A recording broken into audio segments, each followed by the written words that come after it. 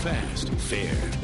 Fox Toledo News, First at 4, starts right now. First at 4, a potential snag in casino plans for Toledo. The Ohio EPA is now investigating a mysterious substance on the site where that casino is supposed to be built. Fox Toledo's Sean Hegarty has been looking into this case for a few days. He joins us now with a story you will see only on Fox Toledo. Yeah, this is the site here on Miami Street, just off of I-75, right next to the Rossford border. And it's apparently a reddish, brownish substance that is coming off of this property down into the Maumee River. What this substance is the big question. Here are some photos taken by the Ohio EPA. Someone driving by the site back in September alerted the Coast Guard, who then alerted the state. It was something that we wouldn't expect necessarily to see going into the river. An Ohio EPA investigator took a sample. That is now being tested to see what it was, but we do know that that investigator did some testing in the field. Took pH levels just using pH paper at the scene. So was able to tell that the pH of the seep was between 11 and 12, so it was elevated. The property owner, Brad White, says he's cooperating with the EPA and he's not concerned about the liquid. In this case, it's probably not something that you would want to come into contact with for a long time, but it is alkaline, and it is it indicates that it's something other than water. White says that his group has relocated material, brought in clean fill dirt, and created drainage on this site. They've worked on the property for years, but now something else has come up. It's not something that some of our technical people think would pose a problem, but it's too early to say. So the bottom line now, what does this all mean for the casino plans? Well, White says Penn National, the group that would put the casino here, knows about the environmental issues, and he said today that the sale of the land won't be affected by the liquid. But of course, nobody knows what the liquid is. Those tests will be coming back hopefully here very soon, maybe even before Election Day. Now, we talked with the Secretary of State's office, and the ballot language very clearly says that this site on Miami Street is where the casino will go. We talked to some supporters of casinos today, and they said that basically a representative said that this is the site they're planning on, and right now the environmental issues they anticipate will not be a problem out there. But at 10 o'clock tonight, we'll pose the question, are there any contingency plans if this site is not deemed usable for a casino? Again, we'll bring you that tonight at 10 o'clock. Reporting live, Sean Hegarty, Fox Toledo News, First at 4. All right, Sean, we'll see you in a few minutes.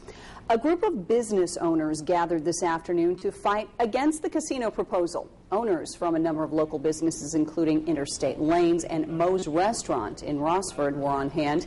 The group says Issue 3 is a bad deal for the state for a number of reasons, but they say the biggest is because it would take away local business. And object to the mom and dad might decide to take that little extra money and go to the casino, so that means that they won't have time for family bowling, and they won't have time to send the kids bowling or be here at Interstate Lanes. They also say the tax rate and license fee the casino would pay would be among the lowest in the country. Supporters of Issue 3, on the other hand, have a different take on the subject. They say a casino in Toledo would have a positive economic effect on the city without too many negatives. Here's Michael Miller with today's Rant and Rave.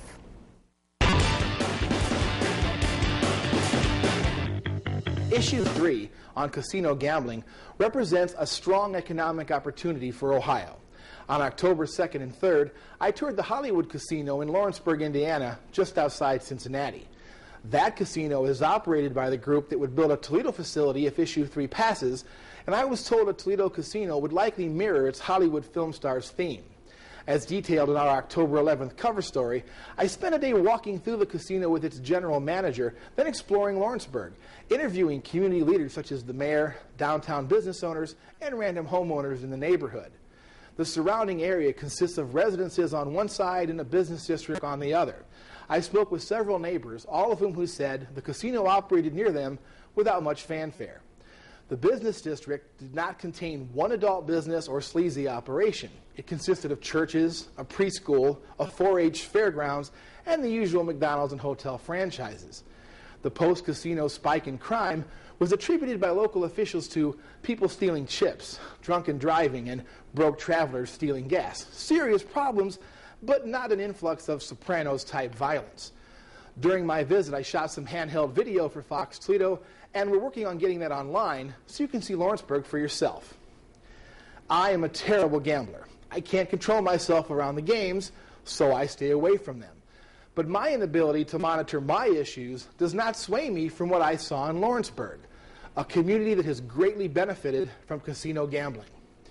There are concerns with issue 3, the lack of a bidding process, the no-choice geological location, and the relatively lower tax rate come to mind. But these casinos are a major attraction, a world-class operation that would put Toledo in the rare position of getting its share, along with the state's 3 C cities. It would boost the region's self-esteem to have such a big league draw, and we have to give our citizens and law enforcement officials enough credit to believe the attendant changes will be met with intelligence and careful preparation. For Fox Toledo Rant and Rave, this is Michael S. Miller, Editor-in-Chief, Toledo Free Press. Remember, you can catch Rant and Rave every Tuesday and Thursday right here on Fox Toledo News, first at 4. And, as always, these opinions do not reflect Fox Toledo or its employees.